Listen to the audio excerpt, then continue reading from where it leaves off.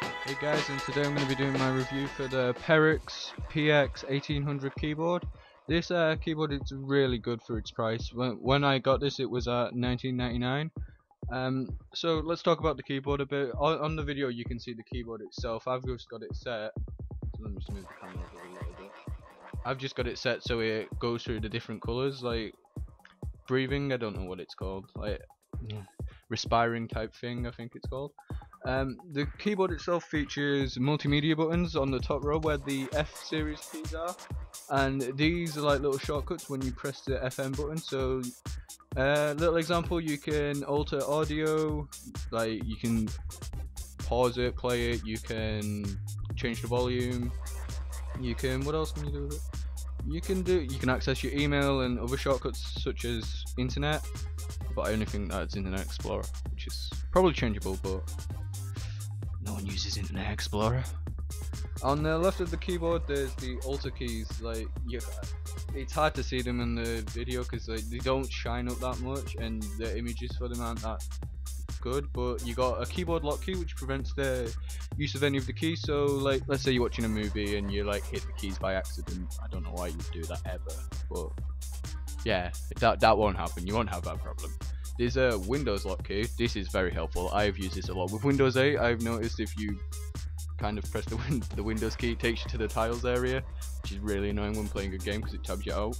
And then games that don't like freaking tabbing out crash. Skyrim. There's a 30-second and 60-second repeat rate key, which I don't really know, but all I know is it changes the speed of repeated keys, which I think is like when you hold a key in, so it would like do it faster or slower. You can pick between 3 colors, which you can see on the video. There's yellow, red, and green. Green being the default, which is kind of nice. I like that. There's a brightness key, what toggles brightness between 100%, 60%, 30%, and 0%, and then this mode, which like cycles through the colors. It's quite nice. There's a WASD key, which allows you to switch with the arrow keys. So if you're left-handed, you can use the arrow keys as your WASD, so you don't have to remap them in game, which is very helpful. Fortunately, I'm not left-handed, so it doesn't really affect me that much, but I have used it in some other programs, which when I've been lazy, very lazy. And then there's wait, what? Oh wait, no, that's the same thing. I'm reading this off a script, by the way, so kind of getting confused. The build quality of the keyboard overall, it's quite nice. I do like it. It seems very sturdy. I haven't done that bend test thing, but because I don't really want to break it. But when using the keyboard, it's very sturdy. The only problem I've noticed is when the little back leg things are up, the keyboard does slide quite a lot more. It doesn't really slide when they're down, but when it's up, if you put a little bit of force, the keyboard will slide. But the height of the keyboard, anyways, you shouldn't really need the back legs unless you're a midget.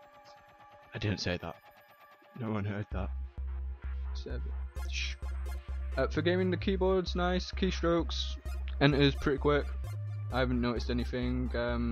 I have noticed though there's a couple of keys, I don't know whether this is with my keyboard or it's manufacturing fault, but easily pressed, whereas some take a little bit more force. Like for instance, that key there, that one's really easily pressed and it's really irritating, but you learn to deal with it. It's not a problem. You don't really use that key in games any much. What kind of words is that? What kind of sentences am I making? That's a problem more for typing. There's no software to go with this keyboard, which is nice, but you can't make macros, but I think you can do that with third-party software. But with no software, it means you don't have to install any drivers, so you can just plug it in and play. So even novices can use this keyboard and look cool because they got illuminated keys. So really it is a great keyboard. The only downside is that it's US layout, and that's one of the problems I've noticed. So if you're in the UK and you have this, there's no longer the pound sign. You have to go and use other sources to get that, which is kind of irritating. And the @ symbol for email and like the little apostrophes or whatever they're called for speeches, for quotes, has been swapped around. So that's kind of annoying. So yeah, this keyboard is great. I do like it. I like it a lot. it's nice. It's got a really nice finish as well. It's like a rubberized finish. It's really comfy, and it's got this wrist rest. It's not so comfy, but with my chair, because my chair's a bit lower than my desk, it does make it easier and less strain on my wrist. So yeah, I would recommend buying this keyboard if you still can, because I looked on the web on Amazon the other day and it was out of stock, so I'm not 100% sure what's happened there. But if you can get hold of this keyboard, do. It's a brilliant, cheap gaming alternative keyboard. Don't know why the word alternative is there, but it is a brilliant keyboard, and there's not much more I can say about it. It's just a really nice keyboard. So I hope you've enjoyed watching or listening to this video, really, because all the video is a picture of the keyboard. And please, if you do want to get some cheap games, there's a link in the description. I have new shirts out, which I doubt anyone will buy, but they're there anyways. It's like a retro design with rainbows. It's really nice. And what else? Oh, subscribe, yeah, if you haven't already and you would like to see more of my content. There's going to be some new games coming. I'm hopefully going to be doing a Minecraft series, which I've said in the past, but I've finally got around to doing it.